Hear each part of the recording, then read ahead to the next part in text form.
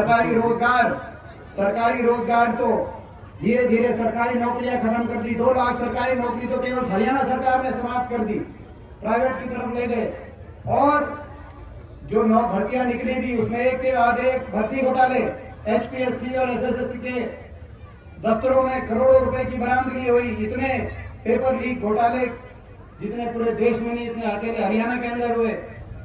और जहां केंद्र सरकार की बात है, केंद्र सरकार में भी जो नौकरी मिलती थी, ये वो इलाका है देश में 10वां सैनिक देने का काम करता था, तो ये इलाका करता था। हमें गर्व है इस इलाके के, मैं हमने जन्म लिया इस इलाके से 10वां सैनिक जाता था।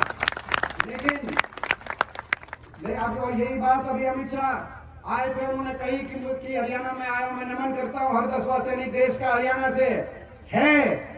मगर आगे क्या होगा, आपने क्या क्या किया, आपने क्या फैसला आगे होगा कि नहीं होगा? अमित शाह जी, इस बात का भी आप जवाब दो। 5,500 की पक्की भर्ती होती थी हरियाणा से हर साल 2018 तक। 19 के बाद, कोरोना के बाद 3 साल की भर्ती नहीं हुई, और 3 साल के बाद अग्निपथ योजना ले आए, जहां 5,500 की हर साल पक्की भर्ती होती थी। इस साल 914 अग्निवीर हरियाणा से सरकार ने दिए, 914 में से यानी कि केवल 225 ये पक्के होंगे। बाकी आपको पता है 3 साल के 4 साल के बाद बिना पेंशन के घर वापिस आ जाएंगे। कहां 5,500 की पक्की भर्ती हर साल, और कहां 225।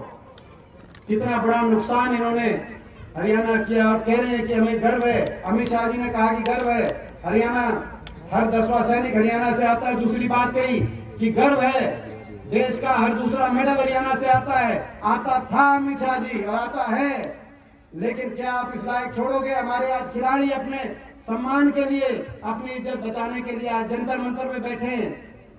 आपने जो ये बातें कही हैं, ये बातें इस तरह का हरियाणा बनने में दशकों लग गए।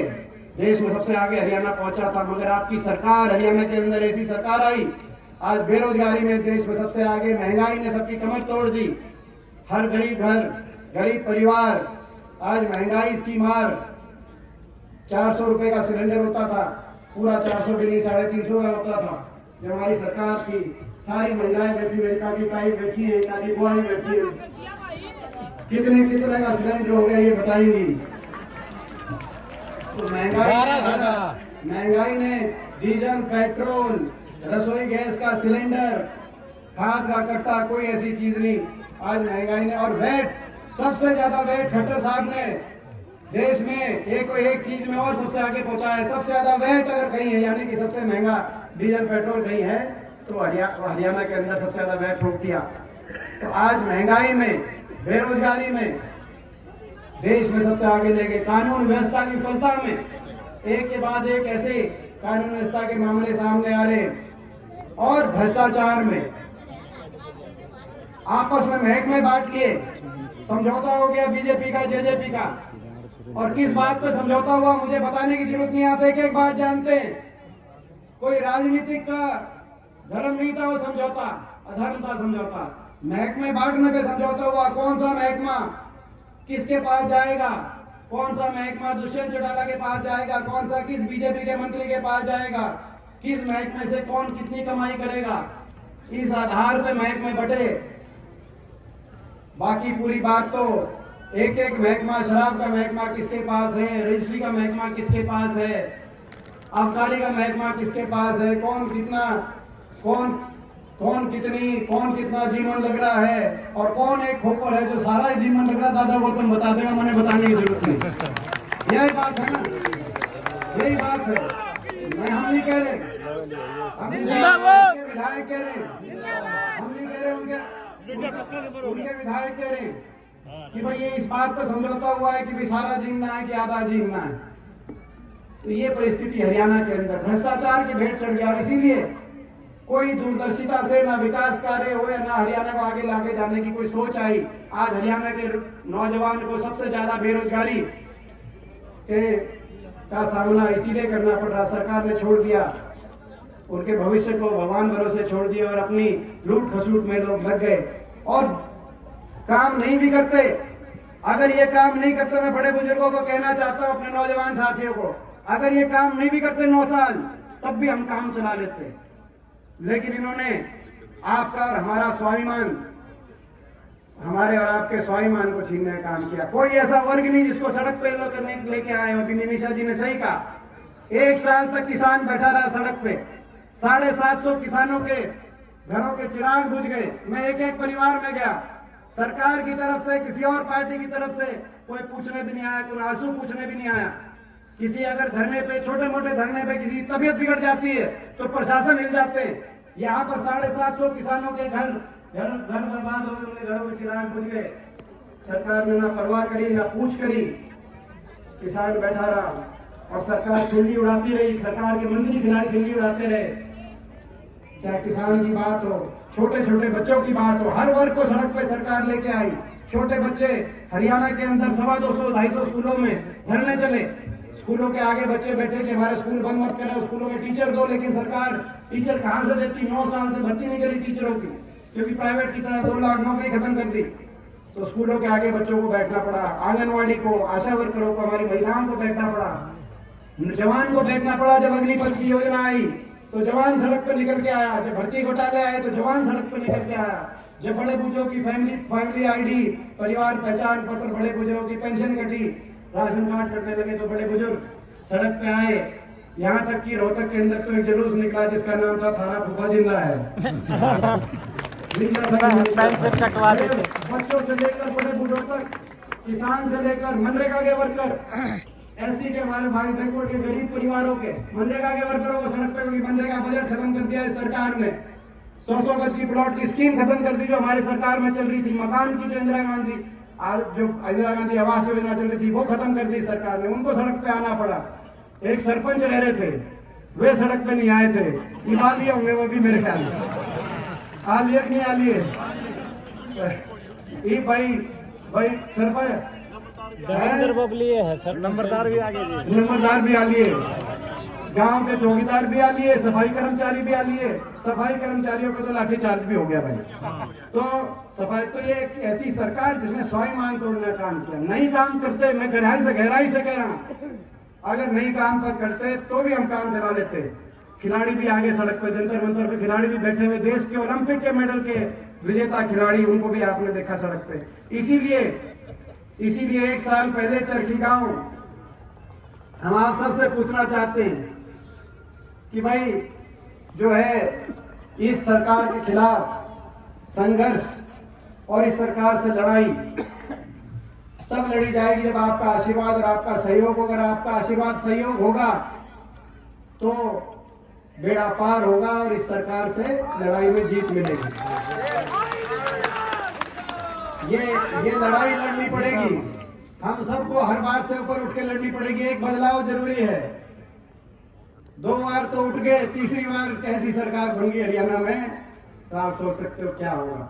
ये लड़ाई जरूरी है, इसमें आपका साथ। और ये आज मैं धन्यवाद करता हूँ मनीषा जी को कि आपने न्योता दिया कि भाई चरखी गाँव से आप शुरुआत करना, हाथ से हाथ जोड़ो प्रोग्राम की। क्योंकि जब भी कभी बात आती है तो बात अच्छा, चरखी और दादरी में कोई फर्क नहीं। चरखी और दादरी में कोई फर्क नहीं भाई। देखो चरखी नाम आता है, चरखी दादरी नाम आता है, यही बात है ना। और आप सब जानते मेरी दादी दादरी की थी भाई। मेरे लिए तो भाई जो है आज यहाँ आपका आशीर्वाद, आपका सहयोग यहाँ से मिलेगा तो पार जाएगा, मुझे पूरा विश्वास है। तो यहाँ से भी शुरुआत करें, हाथ से हाथ जोड़ो और हाथ से हाथ जोड़ो, हाथ से हाथ जोड़ो। क्यों? क्योंकि हमने कुछ संकल्प किए, हमने हरियाणा को आगे लेके जाने के लिए कुछ संकल्प किए हैं। हाथ से हाथ जोड़ो, यानी कि पहला, किसान को स्वाभिमान से, किसान को एमएसपी, पूरी एमएसपी गारंटी से जोड़ो। हाथ से हाथ जोड़ो, हर गांव, हर शहर को विकास की उस रफ्तार से जोड़ो जो देश में सबसे ज्यादा थी। हाथ से हाथ जोड़ो, यानी कि 36 बिरादरी के भाईचारे को जोड़ो, ये संकल्प हमारा है।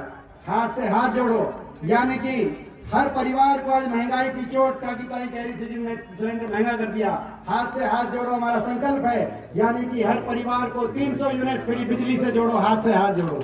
हाथ से हाथ जोड़ो, यानी कि कर्मचारी को ओल्ड पेंशन स्कीम, पुरानी पेंशन स्कीम से जोड़ो जो राजस्थान और हिमाचल में हमारी सरकार ने करके दिखाया है। हाथ से हाथ जोड़ो, यानी कि बड़े बुजुर्गों को, देश में सबसे ज्यादा पेंशन की हरियाणा में, धोखा दे गए।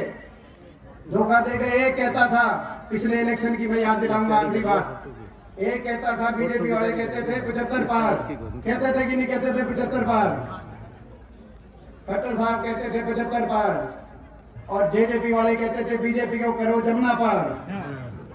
इलेक्शन हो गया, दोनों बन गए पक्के यार, बना दी चंडीगढ़ में भ्रष्ट सरकार। ईब लोग कह रहे हैं, लोग कर रहे हैं हाहाकार, ये कहानी बन रही। कहा जब नतीजा आया तो हमने कहा कि भाई आप बीजेपी के खिलाफ वोट लेके आए हो, आप कांग्रेस पार्टी के साथ आओ, हुड्डा साहब के साथ आओ। तो बयान आया, दुष्यंत चौटाला जी का बयान आया कि बुढ़ापा पेंशन का हमारा वायदा है। हुड्डा साहब ने कहा कि वो कांग्रेस के घोषणा पत्र से चोरी किया आपने। वो कहे हमारा भी वही वायदा है। हम 1 नवंबर 2019 में, यानी कि आज से 3-3.5 साल पहले, हम 6,000, हम 5100 बुढ़ापा पेंशन देंगे और 1 तारीख से देंगे। आप हमारे साथ आ जाओ, आप हमारे साथ आ जाओ। उन्होंने कहा नहीं, मगर जब हुड्डा साहब की स्टेटमेंट आई तो उसके बाद अमित शाह के घर गए। अंदर क्या बात हुई मुझे नहीं पता, लेकिन बाहर आके ये कहा कि नहीं, कांग्रेस के हाथ से नहीं दिलाएंगे पेंशन, तो दिलाएंगे 5100, लेकिन खट्टर साहब के हाथ से दिलाएंगे, बीजेपी के हाथ से दिलाएंगे। मैं पूछना चाहता हूँ 5100 पेंशन आली या नहीं आली? आओ कि नहीं आओ है? और काटो नोट लग रहे हैं। 3.5 साल बीत गए, आखिरी में करेंगे, आखिरी में ये जो है आखिरी में भी करेंगे कि नहीं करेंगे, लेकिन भाई ये आपको हमको जो है बेवकूफ मानते हैं आखिर में कि भाई जनता को। मगर तो भाई हाथ से हाथ जोड़ो, बूढ़ों को नहीं बोलेंगे, बड़े बुजुर्गों को। हमारे बुजुर्ग हैं, देश में सबसे ज्यादा पेंशन हरियाणा में थी जब कांग्रेस की सरकार थी, हुड्डा सरकार थी, और दोबारा से आपके आशीर्वाद से मौका मिलेगा तो हाथ से हाथ जोड़ो, बड़े बुजुर्गों को 6,000 देश में सबसे ज्यादा पेंशन से जोड़ो, हाथ से हाथ जोड़ो, हाथ से हाथ जोड़ो।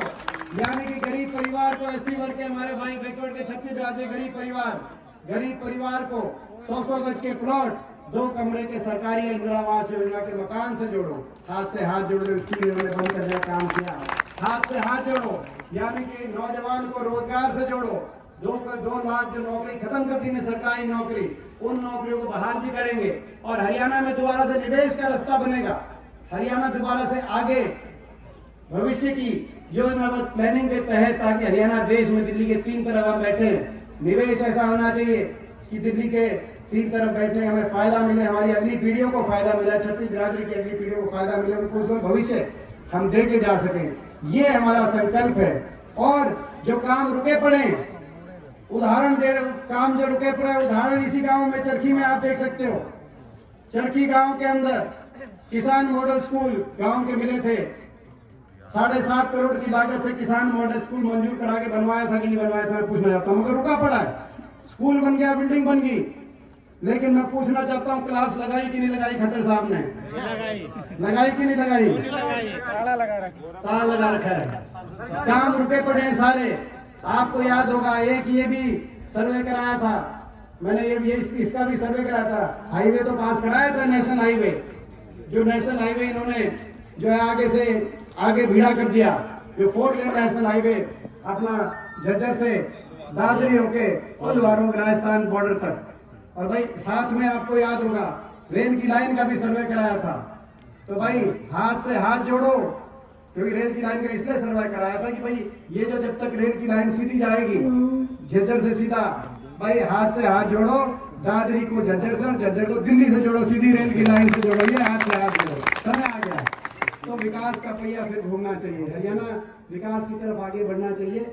ये हमारा संकल्प है। मुझे उम्मीद है कि इस संकल्प में आपका पूरा आशीर्वाद और पूरा साथ मिलेगा। एक बार मिलेगा पूरा आशीर्वाद तो एक बार हाथ उठा करके जिंदाबाद जिंदाबाद। अरे सरपंच साहब कह रहे थे कि जी आप इसमें आए हो, और कहते मनीषा जी इतनी हमारी कांतिताई महिला यहाँ पे, ये रिकॉर्ड बना है। ये महिलाएं इतनी कभी किसी प्रोग्राम में हमने नहीं देखी। तो ये आदर्श प्रोग्राम भी आदर्श महिला चौपाल में हो रहा है, और इसी अपने काका काकीताई और सरपंच साहब ने भी ये मान, तो भाई इसको कह रहे कि जिसकी रेनोवेशन इसको बढ़िया कराइए। तो बाकी तो कुछ है नहीं, आपने ठीक है 15 MP हरियाणा से, 10 लोकसभा और 5 राज्यसभा के, 14 बीजेपी।